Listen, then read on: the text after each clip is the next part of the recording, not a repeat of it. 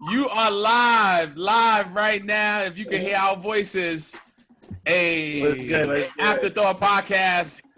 I got my amazing co-host up in the building, Tiff JP. I'm your boy Joe Hill. It's the Afterthought podcast. Check us out on Facebook. We live right now. Let's go. Hey, I ain't even going front. That Jack Harlow boy is getting a lot of wind right now. But let's get right into it. How y'all feeling? I'm gonna start with Tiff. What's going on, sis? You got that face. I see you like this right now. How you feeling? I'm good. My energy is a little low. It's that time for the ladies. Yeah. Ladies' time. So I'm feeling some type Look of at JP face. JP face. Like, we both took a sip. Like, okay. Because okay. but other than that, I'm good. I'm chilling. I can't wait for the week to be over. I know. Me too. Jay, how you feeling, Jay? Man, feeling good, feeling blessed, you know. Was a little frustrating after the events of last night, but today was a good day. Let's talk about it. Let's talk about it. Let's talk about it, Jay. He's talking about the debate last night. He's talking about the presidential debate between our current president, Orange Man, versus Joe Biden, hopefully. Go ahead, Jay. Talk about it. Why were you frustrated about the debate last night? Because it wasn't a debate. What we saw, and I'm just going to be candid with y'all. Let's do it. What we saw were two old, outdated, white men filled with a bunch of privilege, act and behave in the most disrespectful, disingenuous, and I don't want to say Biden may have been disingenuous or Trump may have been disingenuous all the way. There may have been things that they themselves think that they're genuine and passionate about. Yeah. But I've worked with kindergarten kids who act and engage better than I like what you did there. That was definitely a comedic drop right there. I like that. It was disgusting. Yeah. And this is like we forget, like, we're really talking about the leader of the free world. The rest of the world is looking at us. The responsibility that we have. And to see that shit show, because there's no other way to put it. Yeah. No, you're right. What you think, Tiff? I didn't have any expectations. So it was like watching another live comedy show, virtual comedy show for me. The shit is funny. It's sad, but it's funny. Elijah, what up? I felt bad for Biden, even though I don't really like him either. But I felt bad for Biden because he couldn't get a word in edgewise. But Trump is not a politician. So Trump did what Trump does. Yeah. So you have to be prepared. You had 4 years to look at Trump's asshole ass and see how he operates and be prepared to handle a debate like that. So you got in there and you let him handle you. I agree. You know what I mean? That he got under his skin. He definitely got under his skin, Tiff. That's what I was saying. Call his son a crackhead loser. Listen, when he touched that son, you saw how sensitive Biden got? Fuck you up. Yo, Elijah, my shout out to Elijah Rodriguez. Yo, he said it was like they knew each other 15 years ago. Like they had beef. You know what I'm saying? Because Joe, they was really like Trump was really like shooting the dozens. Like he was distant. Like he was like. But you can't argue. Like, nope. You can't argue with a dude like Trump. And this is my thing. I was saying all night long, stop interrupting a fool. We already know that he's lying. We already know that he don't give a shit. Just let him drown himself with his words. But like Tiff said, there was moments Trump know how to get up under your skin. Trump like that power forward on a good championship team. He know how to. He might not score, but the nigga gonna talk shit and get you out of your game. He's antagonistic. Yeah. You can't win an argument with Trump because that's what it was, an argument. It wasn't a debate. You can't win an argument with a person like Trump because he doesn't have a conscience. He does not give a fuck. He's not emotional. He don't give a fuck. So he couldn't even came back and said something about his kid. Because Trump don't give a fuck about them. Yeah, but Tiff, what's so funny? What's so funny about that? You absolutely right. But do you really realize, like, no offense to Biden, but how old and slow he is and how long it takes him to respond? It's like, bruh, I need you to pick it up. Yeah. Like, you really want to sit here and have this energy, like, it's to true. run the country for the next 4 years? Yep. We need you so to that's make what sure. I'm saying. So who won the debate as far as that's concerned? It didn't have any substance. You had two races sitting there talking about your races. Exactly. They're like, no, your mother. No, your mother. You know? they bugged out. It was bugged out. and it was crazy because at one point they probably would have fought right there on live TV if they let them niggas fight. Word. Like, hold up, just goddamn it, fuck this shit, nigga. But this is my thing in politics, and this is why I say you can't have a real, like, Obama was closest to a real nigga. I don't want to say nigga, but he's the closest we got to a real black man. But that's why we can't have black men in politics. That would have been me up there. I would have lost my shit. I would have came across that damn podium and we would have been fucking tussling. Cause you know, old men don't fight, they tussle. You know what I'm saying? We would have been tussling on the floor. No, but it's true. Nothing is politically correct anymore. So we can definitely fight now. You said something, you know, I just interviewed Cardi. I can definitely run up and pull up on you. Yeah. Just talking about my kid, right? Because that's what she did, right? Just fuck him up. Yep. Smack him in his wig. I ain't gonna front. Joe Biden looked like the type that right before he fight, he gotta take his tie off, he gotta take his cufflinks off. I'm gonna whoop your ass right now. Take my shit off. But you know what Trump does? What? Trump, you know what Trump does though? Yeah. Trump is like, remember when we used to watch wrestling back in the day? Yeah. Like, Trump is your classic heel bad guy in wrestling. Yeah. Like, he just talks mad shit. He talk mad shit. Proud to boo, you suck, you this, you that. But at the same time, people always are paying to see him, and he knows that I'm here to put on a show. Yep. Like, he literally could be in, like, WWE. Like, that's why Trump won the debate. That's why. So you think Trump won that debate? He had his own strategy. Now, whether it made any sense or not, whether we got anything or was able to pull anything from it, it doesn't matter.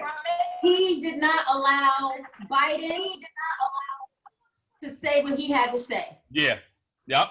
So anybody that is feeling like they are in support of Biden and want Trump out of here, we still don't know what the fuck Biden is going to do for us because Trump ain't let him say it.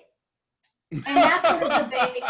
So, that's actually funny, though. No, you're right, though. You're right. Like, get the fuck out of here with that.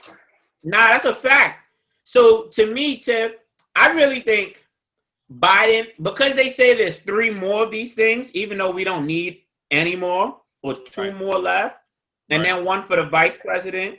Like, I really think Kamala Harris and the vice president and Pence, once they have their debate, they don't need to be anything else. Yeah. Like, there's nothing else we need to hear from anyone else. Because it would be nice to maybe get their running mates and their counterparts to hopefully express things better so that we get a clearer or constructive understanding of what it is that they want to get across. But we don't need to see that bullshit again. Like, don't waste my time with that. We don't. But I'm gonna say this. The world is so polarized. We know people already know who they want to vote for. I don't really think there's a lot of people still stuck on the fence. We know we have to vote. I'm telling you to vote. But the thing about it is this. You just got to make sure you hold your elected officials accountable. Yes. Don't let them get comfortable while they're in office. But don't let them get comfortable. I picked up my son earlier from upstate, and I was driving through Congers. For those that know Rockland County, you got Haverstraw, West Nyack, Congers, Valley Cottage.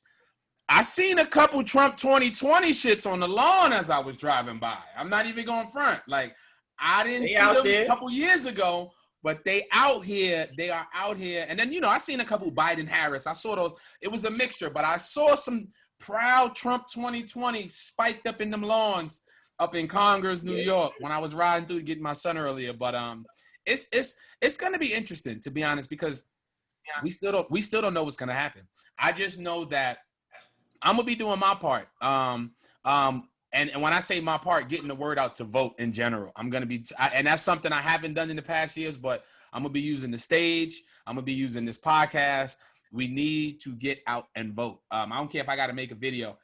Because I feel like we can't have another 4 years. Like Charles Barkley said some bum shit about the Breonna Taylor thing, but he was right about us and voting. Don't be an idiot. You know what I'm saying? He say some real off and on shit, but don't be an idiot like we were last year. So right. I think it's important. So yeah, we in a few minutes we got our first guest, Mr. Rick Herrera, a Brooklyn native, singer, songwriter, actor. I mean, what can I say? Producer, dope individual. He's gonna do all, Joe. You said what? I said he does it all, Joe. Like if there was a band, there'll be 5 of him. You know what I'm saying? Yes. He's gonna be joining us in about 2 minutes. But yeah, man, you know, with the debate on last night and seeing that, I said that he shouldn't even have debated him. But I don't know if you can technically say I'm not debating, but they had the wrong Christopher Wallace as the moderator. Yeah, right. They needed Biggie in there. Yeah, they needed a woman. I think they needed a woman up there. They needed a woman, right? A woman would have regulated that shit. Like, slow down. Like, you know who they needed? Judge Judy. Judge Judy would have fucked it all up fast. Yeah, I want to take Gayle King. Give me Gayle King. Give me Gayle King. No. It's still quiet for Gayle. Rest in peace, Kobe. Quiet for Gayle. It's still quiet for Gayle. Rest in peace, Kobe. I agree with you with the Judge Judy. She don't take no bullshit. Yeah. From nobody. That's the type of person you need. Yes. So this is what we're going to do. Appreciate everybody on the check-in. Everybody tuned in. Follow us on all social media platforms at the Afterthought Podcast. We are live. I'm with my guy JP, my girl Tiff. This is what we're doing. You know, we got the finals coming on tonight. So it was imperative that we do this show in accordance with the chronologically. I don't know if that just made that shit up. sports lovers. But we're going to get to that. So without any further ado, let's bring our first guest in. Brooklyn native, singer-songwriter, actor, producer, talented brother. Start clapping up. Give him a warm Afterthought Podcast welcome for Rick Herrera, y'all. Let's bring him in here right now. That's right, Facebook. Throw them buttons up. Throw them up. There you go. What up? What's up? Hold on. Let me give you the official. What's good? Yo, what's up, Tiff? What's up, What y'all? up, Ricardo? What's up? Thanks for having me, guys. First of all, I appreciate you taking the time out, you know, taking the time out of life, all the stuff that we go into, the debate, life politics to come on here. Let's get right into it. I had the honor of just doing my research before we started. And some of your music is dope, bro. You know, when I got the picture, I said, is this brother a part of a mariachi band? Because I saw the guitar. And then I heard it. I was like, yo, fire. The instruments, the live sound. So talk about the music and how did you get into the music and that start in your journey? That started like when I was around 13 or 14. I wanted to basically I was in a church. Like my mom, we used to take me to the Spanish church, and that shit used to be whack because there was no music. So so when she take me to the black mass, I was like, oh, this is dope. They got this little light of mine. Everybody's singing and like they dancing. So then I was like, yo, Mom, you got to take me back to the black masses all the time. So then I guess the Spanish church heard about that because they wasn't bringing no heat because their shit was whack. And when I went, there was a dude playing guitar. And then I remember looking at the guitar, and I remember instantly, I was like, I want to play that. So then after that, I went back to my mom, and she, saved up some money. And then I picked up the guitar, and I had this connection with it. And people, like in high school, my teachers were teaching me little things here and there. But I started picking it up, and it was I always say it was a friend that will always be there for me. I can always leave it, but it was always be there. I could pick it up and go through a lot of things and go through these emotions and find answers. So yeah, so it started when I was 13. So it was like a journey, learning how to play. And after that, realizing that I had a voice or whatever, I like to sing. And then I started creating shows, and I was like, you know what, let me put this in my shows to share another part. I have another gift to show, share this journey. So it was like escalating from there through the years. Interesting too, and you being from Brownsville, that those that's tuning in, Brownsville and Brooklyn is one of the toughest hoods. And when I say tough, it's not just the stuff that goes on in the environment and atmosphere, but that's a tough hood to come out of and grow up. Oh, absolutely. In. So talk about some of that and how did that play into your journey and how did that shape you a little bit? It made me who I am. It made me street smart. I show any place there's a bad place. There's bad people anywhere in any location you're at. So in my area, I had to look over my shoulder. I had to make sure who was like had the right means for me, who wasn't, just like anything. But it taught me about survival, but it's taught me about there's a lot of good people out there. And also taught me too that like I am not my environment. I could come out of this if I believe in myself and stick to the people. But I was friends with everybody. The drug dealers, I would make them laugh and stuff like that. So they was cool with me. Yeah. You know what I'm saying? So so they like he cool. Yeah. He cool. So for me, I don't know. I feel like I always I saw like I saw the struggles that every one of us had, but at the end of the day, we all struggled together, and I saw the human side to it. And I saw like, okay, well, I'm not going to sell drugs because I see that you get locked up, or I'm not going to use drugs because a lot of my friends was hooked on it.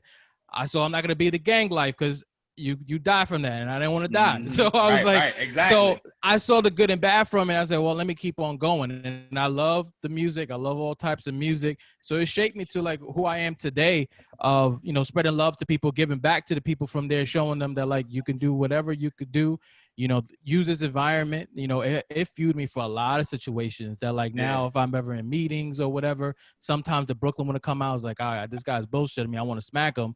But but so it's like, so it taught me so much that I wouldn't have it any other way. If like a higher power told me like, you're going to come back down and live another life, but you're going to go back to Brooklyn. Is that okay? I'm like, absolutely. Send me back there. Give me a good family, which I did have. I'm knock on wood, but I would repeat the whole thing again because I had a lot of friends. Yeah. Dope. Shout out to Tiff because, we always trying to get different mixture. It's always important to get the right people on the Afterthought podcast or whatever we doing creating content. So I got to shout out Tiff.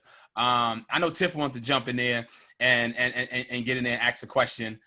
First, before that, where did you get the nickname Win from? Well, Win is my spiritual name. And then once I earned that spiritual name, I used it as my middle name. So then that's when everybody, called me Win or Rick. So then I got it from like my spiritual teacher. She teaches spirituality, or just believing in yourself, knowing that you have a purpose and journey and breaking free from society and learning about, ego, your pride and insecurities and working on yourself. So there's many years I'm still her student and she teaches all this for free. There's no gimmicks. I always share about her, where you could like look about her, get a session for free. And also she's in my shows because she was a big part of my growth of learning how to break free from a lot of negativity that was in my way, and even from myself, and learning how to accept my family and also friends around me, and also these insecurities and fears and doubts that I had. And I had a lot of anger issues, and every now and then they come up, but she taught me how to deal with those things and find solutions to my problems in a positive way. So long story short, that's how I got my spiritual name, which is Spiritual Win.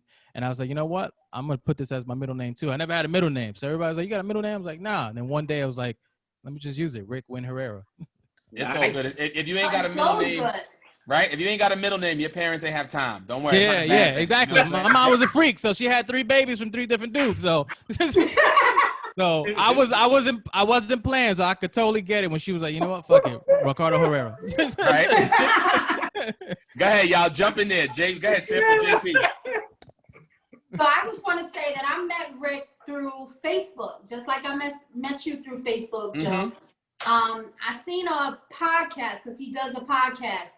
So I seen a podcast. He was interviewing a young boy, really young kid. Oh, yeah. Is he an actor? I can't remember. Yeah, his name is Avery. He's 13 years old. Yeah. And this little kid, like the conversation that they was having, this little kid was so charismatic, so brilliant. And you know me, I share everything. I show everybody love. So I shared his podcast. So that's how the relationship built from there. And he would give me advice, just like you, Joe. And we just talk and we just build our relationship through there. So I wanted to know, how did you get into comedy? You said you started music at 13. What inspired you, or what inspired you to get into comedy? Was it that someone told you all your life you were funny, you was making the people in the neighborhood laugh and everything like that? So what got you started with comedy?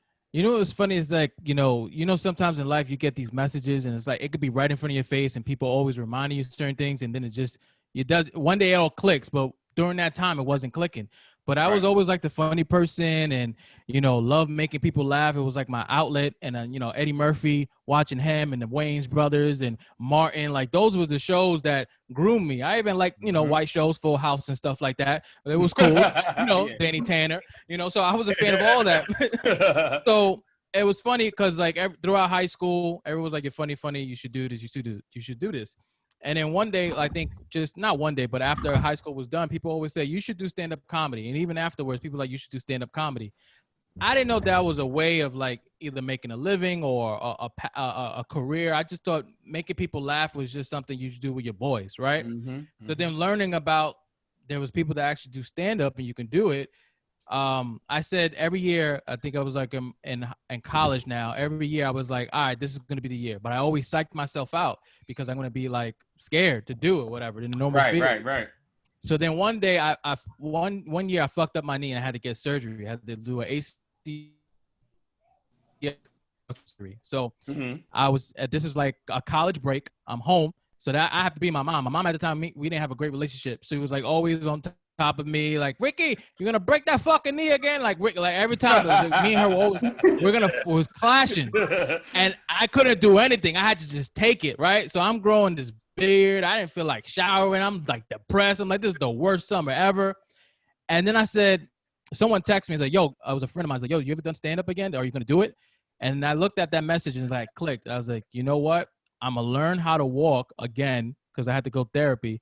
And I said, but my motivation to walk is because I want to do an open mic. So then during that process, I reached out to a guy named Sergio Ticon. I was looking up how much it is to do open mics. My guy Sergio. Yeah, $5 for 5 minutes. He was like, yo, he opened arms. He's like, yo, come do my show. But before you come on, go to Uncle Pudge, stuff like, warm up there. So I was like, all right, bet. So now I had a date. And now during those months, I was preparing in the house or whatever, but I was also training myself to learn how to walk.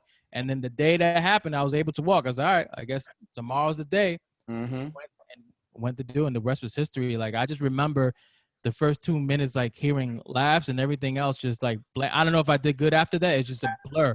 And it was just this beautiful feeling of like, oh shit, I just did that. And this is what I want to do. Yeah. Comedy is like that. I've been doing comedy for about 13, 14 years. And that's one of the things. You fighting against yourself to get up there. A lot of it is you have it in you, and being on that stage, getting that stage presence. But a lot of it, like you said, it's just getting past just doing it. You know what I'm saying? And I think that's a perfect segue. You're an actor and you're a performer as well. Comedy and acting is very similar. There's a lot of emotions in that, and there's a lot of similarities in the crafts. You did a one-man show, multiple. This actually, you did a couple. It's called The Naked Truth. You received a bunch of awards for it. But talk to us about, like, how did you get to doing, like, I bet I'm going to put this show together. I don't need nobody. You know what I'm saying? It's going to be me. Because as comedians, we get like that. Like, you know what? I want to do an hour. You know what I'm saying? I might get an opener and a feature, but to do a one-man on some, what went into that production, putting that together? It's so funny because, like, one of my speeches for the second show, I said, you may see me that I'm only up here by myself doing a one-man show, but what you don't see is the people behind me that made that happen. Because you only, of course, it's a one-man show, so you're going to be the only person up there. But there's so much work that goes on that people helped. And I had help, just even from friends reading scripts or whatever, blah, blah, blah. And I had a core of people. Right. I acknowledged them. So the inspiration for that show, honestly, you've been doing comedy for like 14 years, right? So you probably go through these emotions of like, all right, it's fun in the beginning, and it always remained fun. But then something happens like, well, what am I saying on stage? What do I want? Am I just only going to talk about dick jokes where they're funny, they're great, but I'm going to talk about dick jokes but make you think. And something started like, I I always saw like one-man shows, and I always told myself I want to do it. I want to do it. And then it clicked. I said, well, I'm going to go after it, and I'm going to do it. It was like a big dream of mine. And I reached a phase where I was learning from doing improv in the city and stuff like that, doing stand-up, taking acting classes. I was doing music. So I said, how can I put all this together in one? And I'm to tell my story. Because not only do I want to make you laugh, but like I said, I want to make you think and take you on this journey, because I know I'm capable of doing it, because I'm doing it separately. But now how can I do it as one? And I'm doing these auditions, and they're whack because I'm not a drug dealer. I'm not a rapist. I'm not being portrayed. You don't fit the description. I'm not, you know what I'm saying? I'm not being portrayed this way. So then it was like my fuck you to the world of Hollywood or whatever. It's like, well, I'm going to create my own lane, and I want to do what I love, and I'm going to create this one-man show. Now, it started as that inspiration, but it took me on a journey of a lot of things that I had to face. And I remember I felt like, oh, I want to show people, you know, lessons and stuff like that. But there's no way they would have learned none of that if I didn't learn anything first. So by doing the show and writing every day and crying and laughing and reminiscing, I was able to create something that not only made you laugh, but made you cry, made you think, made you relate. But it started with me first. And instead of me putting pressure on myself to be like, I want this show to be this, this, and that, I quickly started learning that this show was for me. It's not for anybody else. It's not for my family. It's for me. And then I had help from my spiritual teacher because he directed it. I had also my spiritual brother, Victor Cruz. He helped me with like reading some of the drafts. So I had people there that was like looking it over. But at the end of the day, it had to come from me. I had to do it first. And also that it was possible to do it because I knew I could do it. And so, yeah, the rest was history, man. I started working on my singing. I started working on the guitar playing. I started just dishing this out. It was very therapeutic. I learned a lot. And each show, I learned something different and something new from the different phase that I'm sharing. So it started off of just like, I want to do that. But then it just took its own course and gave me so much more that I didn't think I need. And it helped me. I want to say that show, when I watched it, I wasn't there for the process, but whatever you wanted, whatever you went through in your process, the laughing, the crying, and I went through it too, watching it. I laughed, I cried. I'm not Spanish, but I grew up in Spanish Harlem. So everything that you talked about, I lived in that. I lived it, and it was just so relatable. And then it just showed me too how much Hispanic parents and Black parents are the same. So some of the things that you were saying and how they discipline their kids, it's a little bit different. Y'all pull ears, you know, our parents, you know, grab a belt or a switch. But it was just so much that I can relate to because I grew up in Spanish Harlem. My next door neighbors was Puerto Rican, and it was beautiful. I laughed, I cried. It was all of that. You know what's you gotta watch it. Did you watch it? It's so funny because like that was something that I like, that means the world to me. Not is that when someone relates to it and say, wow, you know, I was angry too. You helped me learn something. Or I know this type of person that you was talking about. I started quickly realizing no matter if you're Black, white, purple, yellow, we all go through a similar human experience. Whether you hate someone, angry about some, have resentment, whatever, we all feel those things. And we all, the solutions is pretty much similar to everything that we're going through. Learning how to let go of fears, learning how to embrace things, learning how to take responsibility and not putting the blame on people. You know what I'm saying? Put the finger to yourself and you make the change. So I started learning all those things like, wow. Because I to me, it's always shocking when someone like, oh, I cried too. Or, man, I related. It's like, wow, then like almost in a sense, like, was you with me? It feels like, well, you probably was there. It felt like you was there with me going through the stuff. But everybody has their own journey that's very similar to that. So Tiff, thank you, man, because you always show love, and our relationship grew naturally, like automatically clicked. We were just talking, sharing advice, stuff like that. And I was like, I felt like I knew her like forever. So exactly. Go ahead, Jay. Rick, I got a question for you, bro. You're a Brooklyn native, and I've watched you curate so much content, just doing my research, learning about you, hearing from Tiff. And I'm like, all right, not really what's next, but what are you looking to potentially curate for not only just yourself, but maybe for others? Like, production wise, whether music on the stage, like what do you want to get into as far as those are concerned? I mean, I would love to, eventually, I'm still going to keep writing these one-man shows, and I eventually want to, if I build a platform, to share with other people as well, to join the ride, and if they're serious about it, and like either to create films and stuff like that. Yeah. I feel like a lot of things, like when it comes down to it, you can have talent, but the work ethic is what's going to take you there. You could be the funniest motherfucker in the room, but if you don't want this and you don't have the drive and the motivation to do and the work ethic, you're not going to go as far as you think you could. And I feel like that's a key thing that a lot of people now in this generation, I feel like those things they feel like they earned, they deserve those things without even working for it. It's like, nah, these things are earned. So like, for instance, like the platform where me and my wife created, like I felt like the podcast that we created, the Wimp and then Cloud podcast, that started off something where it was another fuck you to the world, where I would reach out to podcasts to be a guest because I like what they was doing, and I feel like I would love to be on their podcast as a guest. And long story short, I would get these silent no's, and I'm like, it's simple, just say yes or no in the email. You're not gonna break my heart. Right. Like, I don't understand this communication. Like, just say yes or no. So that happened, and I finally said, well, fuck you. I'm going to create my own platform. I'm going to create my own podcast and go from there.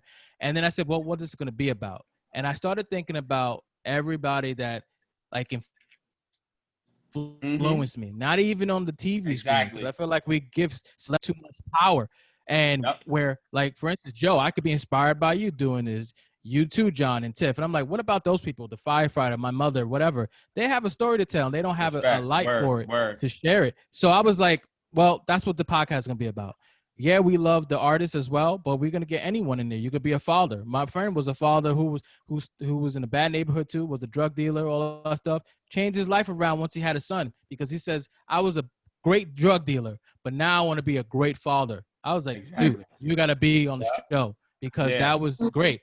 So I built a platform to be like, I want to shine a light on these people, whoever, that have a positive story to tell. I don't care if it gets likes. I don't care if it goes viral. But it's what they get from it. They're like, man, this was therapeutic. I learned so much. I didn't know that my life had meaning in this type of way, that anyone cared. And I'm like, well, the first person you should care about is you. All I'm doing is a mirror. I'm showing you what you can show yourself. And thank you for sharing your journey. So, yeah, John, I just want to keep creating content that has purpose and substance, that not only makes you laugh, but makes you think. And I love all types of comedy. But for me, I just want to do a mixture of both and make sure that whatever I put out there is going to reach you in some type of way, and not only just, laughing is gone tomorrow. Like, exactly. Yeah. Agreed. First of all, I appreciate you. You know that. Shout out to everybody on the check-in, all the people throwing the thumbs up and showing the love on Facebook. We got my guy, Rick Herrera, here, Brooklyn native on the Afterthought podcast. We got you for another 5-6 minutes. I got two good ones for you, right? All right. People probably know you through what is comedy, music, producing, songwriting. But name something that you love to do that nobody probably would know about. One thing you love to do that people wouldn't even know unless they know you. I got them thinking, y'all. I got them thinking. That's a good one. I like cutting hair. I like cutting hair. Like in college, that was my side hustle. I used to have my boys in the bathroom, no homo, and I used to get their shape ups and their haircuts ready so they could go out and chill. And I used to make like $5-10 or whatever. But I actually like that shit. Like, like it's so therapeutic. I put music on. I'm chatting with them, but I like cutting hair. I was gonna say, Tiff, he ain't lying, because he got the talc powder in the back. Plus he got. I'll sell you a t-shirt. You see my setup? T-shirt. You want a shirt? You want a shirt on the way out? Yeah.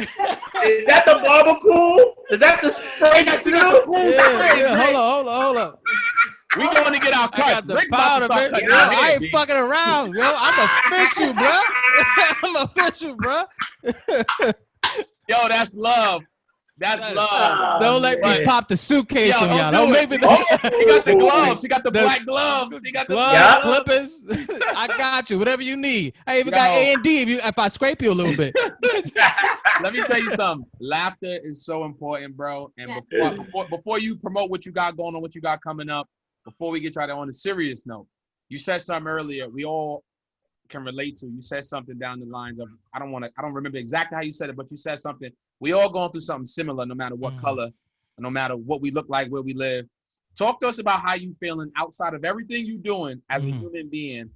Like, how does it make you feel sitting back and watching what's going on around you in the world from a human being sake? Yeah, I think it's very. There's a couple things. It's frightening. It's sad. It's very not confusing because I feel like we've been seeing a lot of this stuff for years, but it's getting worse. So it's like alarming. So it's like you can feel it in the air. You can see it wherever, how even like a lot of things are being shared on social media from people are dying from the police and stuff like that. So, it's very heavy. And sometimes it's very tough to even talk about it, like even with people, because even people have their own type of way of trying to either sometimes defend it or agree with it or not. So it's like, I just stay in my bubble. I feel what I feel and, pray and hope for the best and know that like, I'll be the example. Like if I want to see more goodness in this world, then I'll be that example. So like, if I ever meet you, John or Tiff, I'll give y'all a hug, make sure how y'all guys are doing and stuff like that. Cause that's the only thing I'm in control of, to be honest. Facts, I'm not in control of the politics, what's going on, the people behind the suits that we don't know what they're doing, controlling this world. I'm not even in control if I get stopped by a cop, right? Because, like, I just got to fight. So it's like I'm just in control of myself and what I can do to make things better for me and the people around me. So I kind of, like, stick to that and try to be a difference that way. But, even for me, it's tough to see a lot of these things all the time because without even if you're not even reading into it, just by you looking at it, it stays with you, and your brain is like powerful, man. So and also you'll feel it too, even if you're not watching it. If you see being around those people, so it's like I try to just do my best, man, and take it one day at a time, and I just hope for the best because it's sad to see what these things are going and how a lot of people affected, you and I, and where things are going, and it seems like it's getting worse, and it might keep on getting worse. When will it get better? And it's like almost there's a question mark behind that. So, well, I appreciate you, man. Afterthought Podcast, my guy Rick Herrera. Tell the people, how can we follow you? How can we support you, and what you got coming up, brother? You can follow me at RH Comedy. Also, the podcast is the Win in Cloud Podcast. That's on Instagram as well, and my website rhcomedy.com. Or you can reach out to me on Facebook, and I'll share the show with you and stuff like that.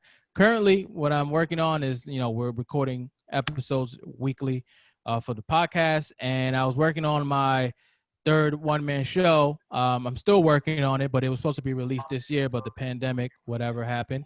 So now I'm just like, waiting to see what's the right time for next year. It's coming back though, bro. Yeah, when we can. I'm coming to that third one, bro. You have to let us know when that show is. We in there supporting. Yeah, I'm in there. We in there. I have to see you live. I have to. And I got you on the haircuts, Joe and John. So you know what I'm saying, right before the show. Well, sometimes I like a haircut too, Brett. Yo, I can braid you up, girl. I'm gonna learn that next. I'll braid you up.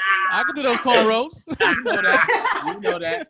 Well, brother, thank you guys for having me. I truly appreciate it. It was a lot of fun, man. It was dope. Thank you, man. A pleasure meeting you. Thank you. I think what you're doing, man, is special. Keep it up. Keep grinding, bro. Thank you, brother.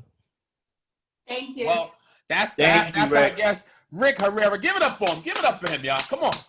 Facebook Live. What up, Jay? Antonio, what up? Yo, dope dude. He's dope, right? That's my first time actually like speaking to him like that. Usually it's just text or Facebook. But right. I never met him in person. Just dope. You know what? Shout out to Zoom for bringing motherfuckers together. Right. And I've done that as well. You meet some amazing people under the circumstances that we in. One more time, make sure you follow him. RH Comedy, Rick Herrera, the Winning Cloud Podcast. He's doing something amazing. He's a singer-songwriter. Show him some love. And some of his music is fire, man. I was listening to it. I didn't get to listen to all of it. That's why I said something. What I listened to already, I was like, I got to throw that on a playlist for when I'm in the car because I'm R&B. You know the Wepa guy that in those songs back in the days, the Spanish guy that be like, Wepa. Remember that? I remember. That's his cousin. I just start thinking of Lumi D. Oh. Yeah, I think he did a song with them. They sampled that. Like I think. Joe, did you just go all the way from Wet Bar to Lumi D though? Yeah, Lumi D. I said I did. Because I think that. But I got a confession though. I got a confession. Since we got 3 minutes before Bruce Leroy, I used to date a rising R&B singer of a very infamous group. Yeah, I remember the group Nina Sky. Yeah. Yes. So. With Natalie? Nah, I used to date Nicole. This was like early 2000s. This is like college. Twins? They are twins. They're identical twins, and they had a bunch of songs. They had the joint with Rick Ross. They had the joint with Lumi D.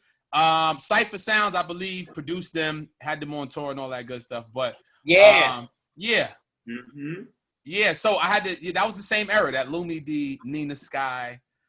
Oh, you missed Nicole? Yeah. You said what? What you said? Tim? Don't look like he missed Nicole. You missed Nicole? Not at all. Damn sure not at all. Not at all, Tiff. I just, when you said Lumi D, I was like, oh, God. But when you think about it, a lot of those artists from that era are nowhere to be found. Lumi D, where's Lumi D at right now? Like, other than that, where's she at? They don't got no hits. Hold up, Joe. Where'd she go? Yeah, I'm just saying. Oh man. So yeah, we getting ready to bring our second guest in here in about 2 minutes. This is my guy representing Minnesota. Those that know Minnesota, they know one thing: it's cold and a motherfucker out there. It's one of those cold states. He's a comedian, father, photographer, and he does yoga. That's right. He teaches yoga and it runs a dope community space and all types of other stuff out there where he's teaching health and wellness. So we're going to bring him in a minute. But I want to ask y'all about something. He does this dope thing called the 50-day water challenge. And me and Tiff was talking about it. We're going to talk to him about that when he comes in. But can y'all go 50 days with just drinking water? Just water, no food. Just water. Just no water. Food? No food? Jay can't. He got brunch. So I know he can't. Just water? Just water. See, that's a trick question. Whenever you start a sentence with C, I know you ain't going to be able to do it. See? Because I'm about to be politically correct. You cannot say, I can't say I can't, because you're supposed to be able to do anything you put your mind to, right? Exactly. There you go. So I got to see if I can put my mind to it. That's the question. Say, can you put your mind to drinking just water for 50 days? You got to rephrase the question. Before we bring him in, what you think, Jay? Can you, Jay? Thank you, Jay. You said Let me say something. I drink water and sparkling water aside from niggas ain't acting occasionally. Can you do it for 50 days? No, I gotta eat, bro. I gotta eat. All right, so look, we're gonna talk. We're gonna bring him in right now. But this is a challenge. I think we should do this. We should do our own water challenge, and we're gonna have Bruce talk to us a little more. So let's start clapping. Let's bring him in here the right way. Let's give him an Afterthought podcast. Welcome, Facebook. Let's go. Welcome, my guy, Mr. Bruce Leroy Williams in the building. There you go. Welcome. I see him. He got the green screen. Bruce, I see you got the green screen, boy. I see you, boy. You see me? Yeah. I was glad. Okay. Because you know what? After we remix it, when we edit it down, right. Stuff in like a mansion back here. It's gonna be a whole. Gonna be a spiral staircase down there. They're gonna be like, damn. You have 7 Maybachs parked in the background. Yes, yo, this is my brother right here from Minnesota, Bruce Leroy. Before I introduce you the right way, you know, I was telling my grandmother I had a podcast and I got Bruce Leroy coming on. She thought it was the nigga from Last Dragon. I said it's not him. It's not him. My code. Mike was the first ninja. Yeah. Ninja. Nah, he's better than that. This is my guy, Bruce Leroy Williams. I met him down in Atlanta a couple years ago. We were kicking it with our guy, Mario Torre.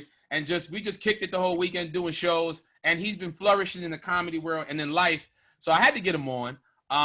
What's good, man? How you feeling, man? How's everything with you, man? Hey, man, I'm better than good, less than perfect. I'm out here moving and shaking. I appreciate you having me. JP, what's up? Tiff, what's good? What's up? I'm gonna jump right into it. Before we get to the jobs and the hustles, you're a father, like me, a parent as well.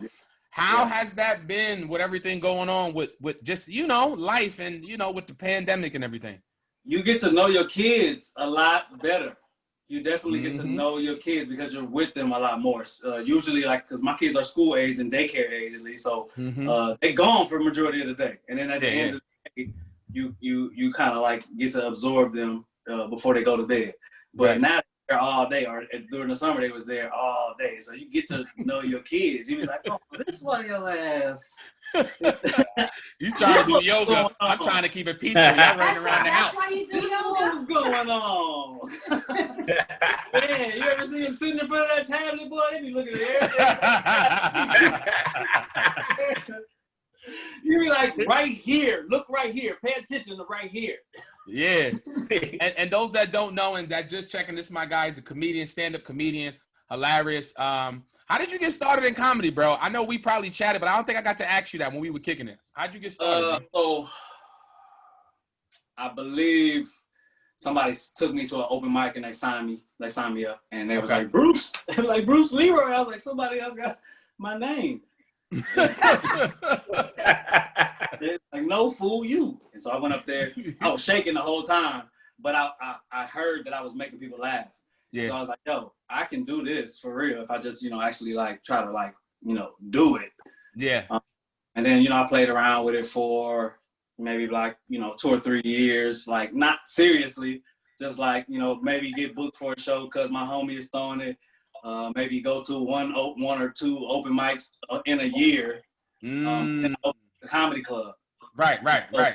That gave me the opportunity to do it multiple times in a week, multiple times in a day. And then you actually get the ability to tell a story and build and learn how to work the energy of the crowd, all that. Yeah. You can't do that if you only do it a couple times. That's a fact. You got to actually be in front of a crowd to actually know how to turn it into a dialogue rather than you up there giving a monologue. Yeah, you have a interesting balance. For somebody that does comedy, you do yoga. And when I say that's an intricate balance, because I think a lot of comedians do need yoga. I know Tiff was like, that's why he does yoga. So how did you get into that? How did you start that journey? And how did you get to fast forward helping others? And I see you doing it the way you got people coming out in the bunches and 50 and hundreds coming out to do yoga. How did you get to where you started to where you at now? That's amazing. So I got a background in athletics. I was always an athlete. I was always an athlete, two-sport athlete through college. So I always had flexibility and strength. Yep. I found yoga on, how you be at the gym and you see a pretty girl. You don't necessarily follow her, but you know which way she went. You know how you see it. It was a whole bunch of fine women going around this little back corner, in the gym. And so one day I was like, I got to do a walk by. I got to know what's over in this back corner. And so I did a walk by, and when I walked past, I could see the lights was low. I could smell eucalyptus and tea tree. I was like, this something special going on. It was beautiful women, ranging from age 20 to 90. And that's how I discovered yoga. I ended up following somebody in there. And then when I got in there, I'm an athlete already. Like I said, I'm a two-sport athlete. So I'm thinking, just stretching, do this. But she was having me engage different things that I had never really paid attention to. And by the end of the class, I was hurting in places I had never used before. The next day, I felt like I could fly. I was like, oh yeah, this is something that I definitely need to add into my daily, routine. Not even my daily routine. I need to know this. I need to do this a lot more. And then since then, the movement of yoga kind of just opens up doors to the other pieces and parts of what yoga is. Oh, I agree. I think a lot of us have been home, like the rest of us. You get to see yourself right now. Exactly. And plus, your clothes fitting differently. At work, it might be an experience that, is heavy for you. Yeah. Yoga was something that I had discovered a while ago, which allowed me to start the journey in doing that work. Exactly. And you know what's dope too? I think you being a father, your kids see you putting in that work for the greater good. So I think it's gonna only rub off on them as well. But before I talk about the yoga for dads, what sports did you play in? You said you played 2 sports. What sports you played? Yeah, I was a cornerback and a sprinter. So interceptions all day, pick 6 all day. I couldn't catch no line front. I couldn't catch nothing. I batted down. I had all the people. Let me tell you something. To know that you were a cornerback, and now to see everything it is that you've done, to be a cornerback, you have to have the most fearless attitude in the world. That's right. To play that position, you have to be fearless. You have to be tough. You can't let the last play bother you. Yeah. And to know that, it makes sense now. To see all the things that you're a part of, how you're a leader, your bravery, your ability to just say, I'm going to go out here and I'm going to do it. Like that type of mentality is different. So makes sense, and kudos to you. Like, what do you think about, like, what part of football do you think? I know you play ball too, because you know that. Because I ain't never and to realize, like, oh yeah, you're right. You know that is a different type of person on the field. Yeah. Yeah. Tiff don't watch sports. She's like, I don't know what y'all talking about right now. I got questions about yoga. Go ahead. Talk to us about, yes, perfect segue. I'm gonna go with Tiff and then and tie that into the yoga with dads and talk to us about that. Go ahead, Tiff. I already knew she was gonna ask it. Go ahead, Tiff. So I want to know, can you tell us some of the health benefits and mental benefits of yoga? Also, I would like to know, what is the misconception and stigmas on men that do yoga? So health benefits are vast. A lot of different health benefits. One, I would say, just being able to move. One thing that happens to humans is when you get older, you stop moving and you stop being able to move. So being able to like practice and engage things and keep your body mobile is keeping you healthy, keeping you vital. Okay. Some of the misconceptions about men that do yoga is that there are no men that think about yoga. Like growing up, seeing yoga in the media, it was always white women with the pastel, like the pastel tights on. That's if you did see a man, it was an old Indian dude, and so you never saw super old Indian dude, and that's what I saw. That was the first man that I saw, and so I'm like, okay. And they was always doing some wild shit, like some crazy hard shit, and I was like, yo, he brown, so maybe he brown. He brown. So I think that just the fact that we're in there. I mean, I remember going into that class, following that young lady into that class, and maybe there was one other man in there. See? Maybe like now it's a little bit more well known. And so maybe there's, 3 or 4 men in the class of 30. Mm-hmm. So it's very slim as far as the numbers go. And that's one of the reasons why I do yoga for dads, so that I can be a representation, because representation is super important. Yeah. If I can be a representation and show people like yoga is something dope. Like the yoga that I do, like the stuff that I like to practice and play with is like some hard shit. Like it's not right. It's not easy. So just what made it interesting for me was that I can see like an infinite amount of growth. Like I can't see a limit to what you can do with your body inside of yoga. So I'm like, that excites me I can always grow in this practice. So do you think like men with yoga is kind of like the same thing with men in the church, or like spirituality? You see more women in church, more women in yoga. Is it a thing where men don't think that they need to get in touch with their spirituality because they're masculine? It's gender roles. We all grew up on these same gender roles. Women are the the gender role that brings spirituality into the household. Men are the worker, you know, and that's another part of it. Is just like the word dad in men is associated to work, being gone, relationships that don't build fully and completely. And so like now all of those gender roles are out the window because of technology and the advancement of society. So like we're able to do so many different things. Like I can literally be on the phone with 4 people video conferencing across the country. So that in itself makes relationships different. And so we have to kind of readjust some of the understandings of how we need to move to keep ourselves together, functional out here, especially with shit going the way it is right now. Right. It's crazy.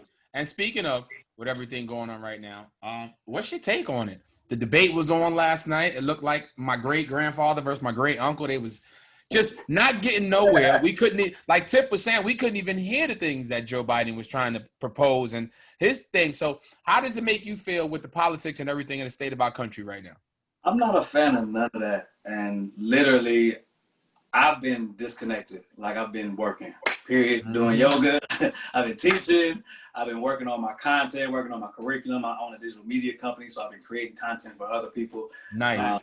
I'm so disconnected from all of that it don't even bother me until I see it like on Facebook. So that's why I have to be like very careful with my social media, like how much I'm on there and what I'm doing on there, because that's another form of consumption. That's another stimulant that like literally, like I said, I do 50 days of water, and I said on 50 days of water, like y'all don't see me on here as much because, excuse me, every time I do 50 days of water, I do it 3 times a year. Every time I do 50 days of water, it's a video of a black man being killed by the police. I don't want to see that. Like I can't keep seeing that. And so if you see me disconnected with this, like it's because it's very easy. That's fair. Drinking water, you know what I'm saying? Not you're gonna go through it with yourself. You're gonna be peeing. You know, you're just gonna watch yourself. So it's very easy. It's free. Peeing is stressing. Yes. It's free. Like I don't have to do anything. I can give you a little bit of information. I can send you down a rabbit hole, but I can't. You know, I'm not. You shouldn't be looking for me for the facts. You should be looking for me for the pieces of information that you can then go do your own research. And make it your own. Yeah. Yeah. And so I'm gonna give you this, and then I'm getting up out of here because I can't be here that long. You know what's interesting? I was talking to Tiff about the 50 days of days of water challenge. You gonna have somebody pass out here. Yeah, you heard me, right? He was like, you cannot eat. I was like, listen, we'd be like 30 pounds walking around New York City. Bro, Jesus went 40 days and 40 nights. He got the record. Okay, I'm cool with him having that. But no, how did you come up with that challenge? How did that start? What was the motivation behind it? And what were some of the trials and tribulations doing that? And what does it include? Yes. Okay. 50 days of water. 50 days of water. I missed all of it. What it is for 50 days, your only beverage is water. Okay. You can I can do that. However you eat before you can eat. But I would advise that you just pay more attention to what it is you're eating. Try to make a lifestyle shift. The whole goal is to create a lifestyle change. When you do things like this for an extended period of time, it's muscle memory. Your brain is a muscle. So you create a habit, and then you'll come back to that when you need it. You'll know that it's there. Okay. You can also have tea, but you can't put like sugar or any type of sweetener in there. You can add or something like that. Okay? Lemon. So lemon, yeah. Cucumbers, all that. Teas are good for you as well. Okay. And so it started from when my first child was born. Like I was super busy. I had started a business. I started my at first it was just a photography business. And I had a new daughter, and I worked a full-time job. And so I was pounding Red Bulls. the big Red Bull that you got to go to the gas station. You're lucky you didn't have a heart attack. You got to go to the Wawa to get it. Drinking them to where like they were just for flavor. Like I was like having one with dinner, and I was like, I know better. And I'm like, you know what, I need to do something. So I'm gonna do 100 days. I'm just gonna drink water. And I was like, nigga, chill out. Bring it back. Let's do 50 days. I was gonna say 100 is a lot. And I posted it online, and that is where the accountability factor set in, because people were like, oh, that's dope. I'm going to do it with you. And then now I look and I got like 12 people in a list on Facebook saying that they're going to drink water with me for 50 days. So I'm leading something now. I'm like, damn, now I got to do shit. And so we went to the days. It was an interesting process, because basically what it is it is a slight detox. It is a reset of your palate. It is your mind kind of just starting to process that you're trying to change something, or something is becoming different about how you're moving, especially because there are people who don't drink water. Right. I don't know where those people come from. I don't either. Where they come from, Tiff? They think when you go to the restaurant and they sit that glass on you, they think that's like for decoration. That's just a ceremony. Decoration. You go out to eat. They ain't supposed to drink. So there's people, like I had a dude say that like he got like in trouble like internally, and he had to go to the hospital. But what he was telling the doctor was like, I ain't had a glass of water in like 7 years. It's just been like any and juice. So just creating those type of habits are things that start you in the direction of like inserting little disciplines into your life, really. Because 50 Days of Water led to me doing being vegan, because I was like, yo, I need to make this harder. Because the first time I did it, I ended up going 100 days. Because I did 50 days, I was like, yo, this is not that hard. Once you stop drinking the sugar, you don't want it anymore. I couldn't drink. Like I was Simply's lemonade gangster. Like I kept 5 or 6 of them in the freezer. Simply's lemonade, mango, strawberry. I was geeked when they dropped them. I couldn't drink it no more. I could taste all the chemicals. I could taste everything that wasn't natural inside of the beverage. And so it just changed the way that I move. It changed what was in my refrigerator, and it just sends you on a different trajectory. So you might I'm gonna attempt it. We're gonna attempt it as a team. Well, tomorrow is the 1st. So are we starting tomorrow? I got a comedy show Friday, and I need a double shot before I close the show. So. But we could jump right back in. If y'all want to do it, we can jump back in and go day 1 tomorrow. Listen. Hold on. Let's talk about this. You know how some people are we really about to do this? You know, I mean, the excuses, they be like, okay, can I do 49 because I got a trip planned and it's my cousin's wedding. Right. Yeah. We gonna talk. I did 40 days, no meat, no sugar, and obviously I drank all water. How did you feel when you did that though? For the first 2 weeks, it was tough because my body went through a detox. So I got like, I had body aches. So it's like flu-like symptoms because your body is detoxing everything. I had a sinus infection because all the mucus is leaving. All the inflammation has got to detox out of your system. But after that, it just felt so good. My skin was nice. I felt lighter. I lost inches. Went to Jamaica and fucked it all up because I had to have the curry. I had to have the jerk chicken. That's the problem. My body, listen, my mind is saying let's do this 50-day challenge, but my body is like, nigga, pour a shot right now, nigga. You know what I'm saying? But I'm gonna attempt it. You should do it. I need to do it. Go ahead, Jay. It's something that gives you a perspective on like how you handle things, because it's like when you challenge yourself, it's like yoga. Like the things that you experience on the mat are the same things that you experience in life. If you're distracted by everything that's going on, or you hearing the words of the music and it's fucking up your flow, or you looking at the girl around, like them are the same things that's kind of happening to you in your life. Those are the same things that are affecting your focus. Bruce, to your point, Bruce, I just finished doing a 30-day, no carbs, no sugar. I did it in June. Yeah. Like, start a pandemic, you know, I was like, I'm not doing nothing. People having Zoom parties, drink here, drink there. My birthday was in April. I couldn't do anything. I couldn't celebrate. It was like I was getting up, walk into the kitchen, walk into the living room, back to the bedroom. It was a mess. And I was like, you know what? I got to flip this. My friend was like, yo, we about to just say no carbs. And I literally cut, and I made it even stricter. So I went no carbs, no sugar, only water, no liquor, only lean proteins. Yeah. And I dropped 17 pounds like that. Your body is always going to heal itself, no matter what. And I felt so much better. I was walking like 2.5 miles minimum a day. And it just, you really push yourself to do things. And my body felt the way that it hasn't felt in years. And I was like, I just kept it up.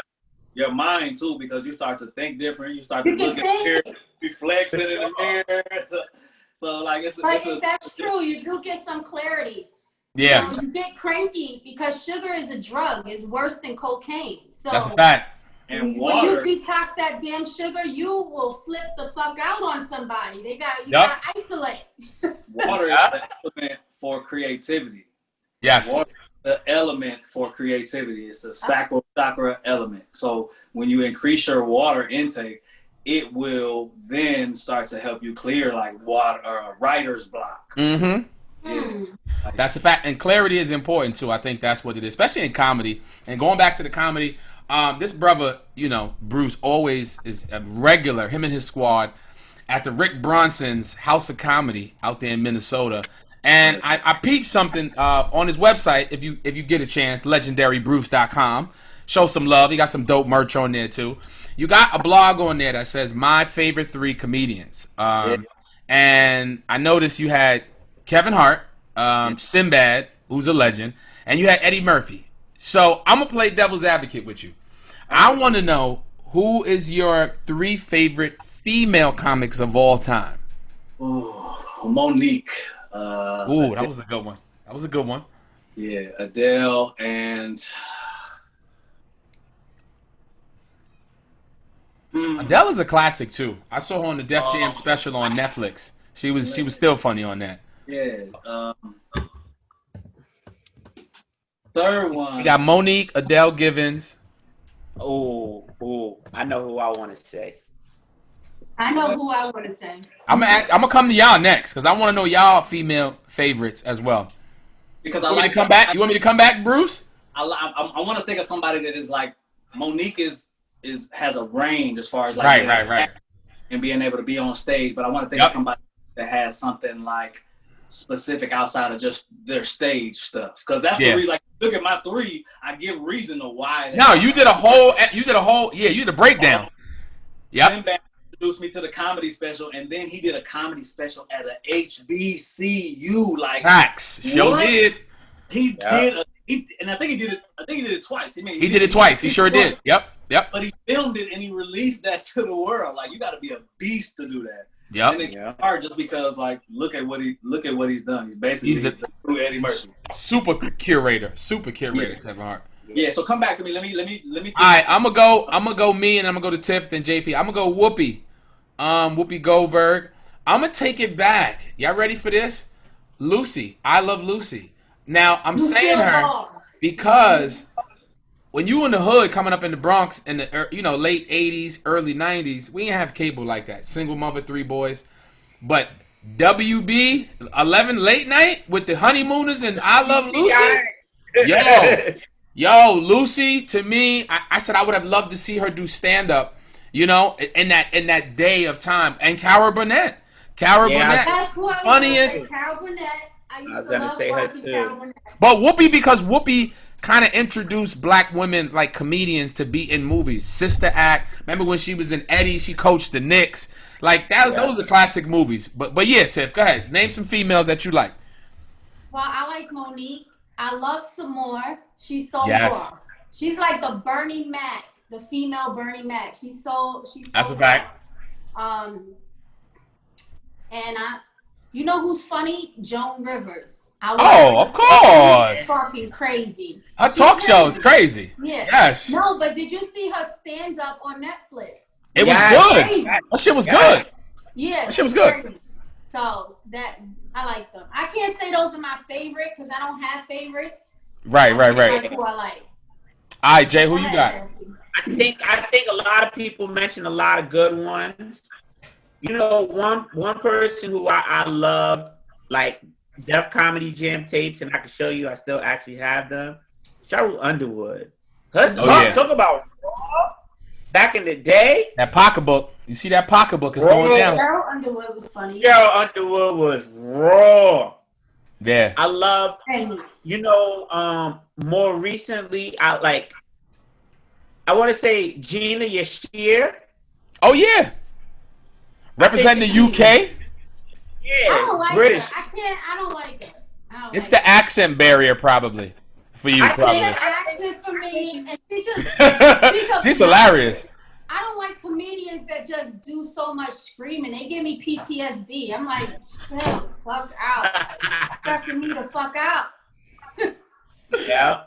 You know who else I saw too in person? And I used to not think she was so funny, but I saw her in person at Barclays, and she really surprised. I don't even want to say surprised. She's a vet. Was Adele Givens? Oh yeah, of course. That's what Bruce just said. Yeah. Adele was so funny when I was at Martin Martin's last. Fucking lady. That was she's a vet. She tore it down. Yeah. So she tore it down. So Bruce, I want to ask you this. You've gotten to do comedy. How long you been doing comedy exactly? Let the people know. How long? I say probably like around 10 years now. 10 years. And out of all your 10 years, who was somebody that you met that you would just like, I don't normally get like this, but I'm going to be a groupie right now. I'm just a fan. Like, because we all have that. Mine was Mike Epps. I got to chill with him. I got to hang out with Mike Epps. Shout out to Marcus Banks. And I was just like super geeked. I forgot where I was at. But who's yours? I can't say I had anybody that, I mean, I did the Kevin Hart thing, and I can't say that I was like, I'm going to be a groupie, but I wanted to be in his energy field. I wanted to see how he moved. I wanted to see how the people around him moved so that I could absorb some of that energy. I was like, he's number one, so yeah, I definitely want to be around him. Right. Well, everybody, like, for me, like, I study comedy, but I might not know who everybody is, or I might not be paying attention to everybody. So I don't be, like, I'm not starstruck that easy. Right. Kevin Hart is. And so that's a fact. That's a fact. Be in that energy field. Well, yo, first of all, shout out to everybody on the check-in. Shout out to my brothers on the check-in. Afterthought podcast, kicking it with my guy, Bruce Leroy Williams, JP, and Tiff. Before we get you out of here and you promote what you got coming up, I like to drop some wellness, some positivity. If you got a comedian that's watching, you've been doing it for, at least a 10-year. You've already hit the 10-year. What advice would you give to a young comedian trying to get into the game, or a young, comedy producer? What's some advice you would give them watching? Keep creating, and save your creations. Record yourself, write it down. And then go back and look at those notes, because there's stories inside of there that you forget about and you might never come back to, or you'll say something, or you'll come up with a concept that's really dope and you might not never come back to it unless you record it. So record what you're doing as much as possible, and then also review that recording so that you can build content a lot faster. Like Dave Chappelle said, he takes punchlines and just throw them in a fish jar, in a fish bowl. He said he got a whole bunch of punchlines. They just in the fish bowl, and he pull them out and he works his jokes back. Yeah, I do the same thing. I reverse engineer. I reverse all that shit. That's like I want to see it and then open it up, and then that's how I write everything. I come up with a quick question for you, Bruce. You've created so much content. You've been a vet for 10 years. You said you had you started up doing photography. I want to know, what's the next sort of content, or what's the next big thing that you're looking to curate to influence and help shape and basically help others? Because I see you've done so much of that in your work individually and professionally.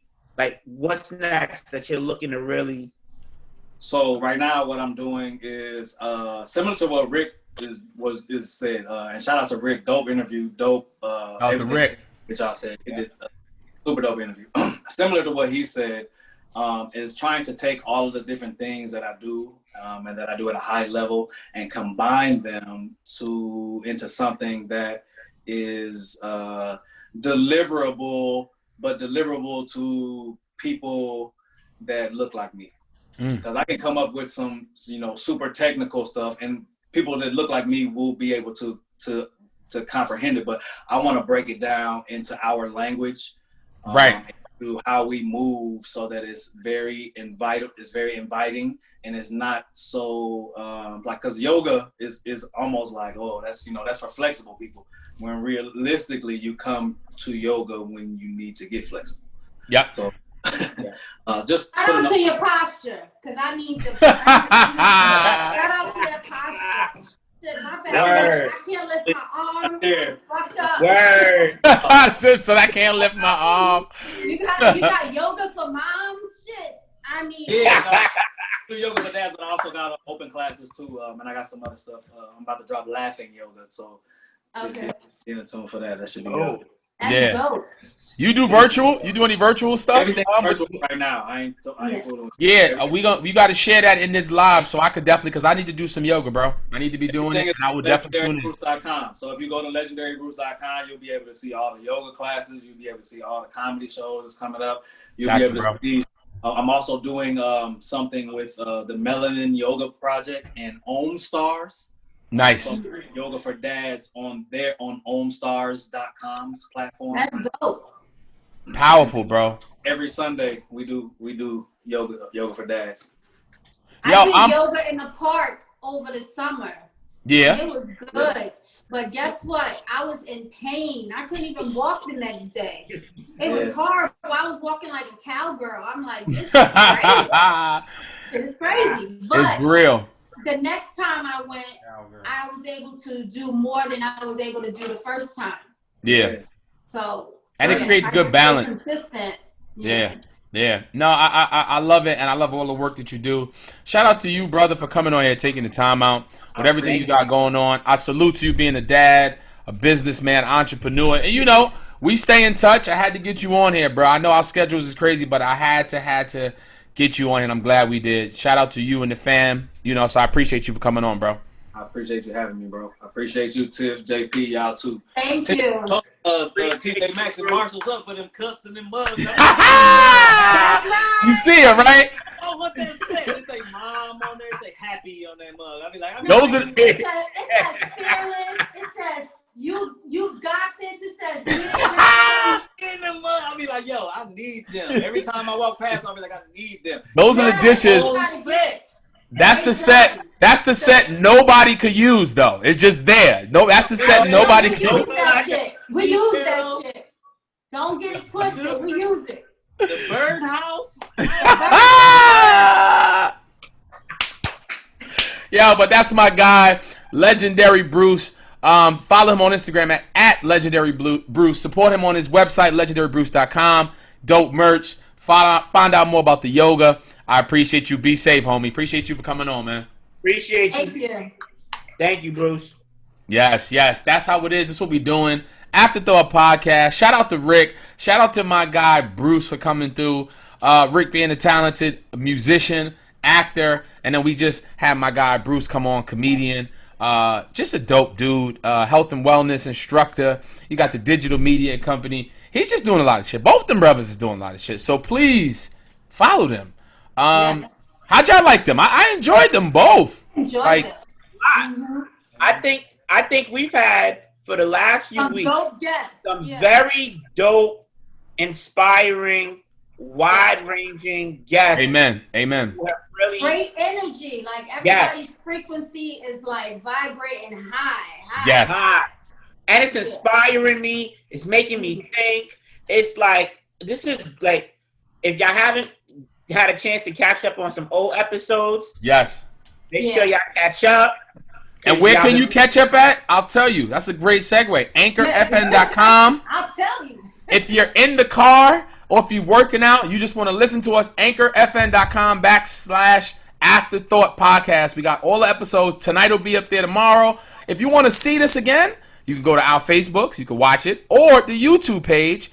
And you can watch it back, run it back. But we are on 20 platforms or more. We're streaming.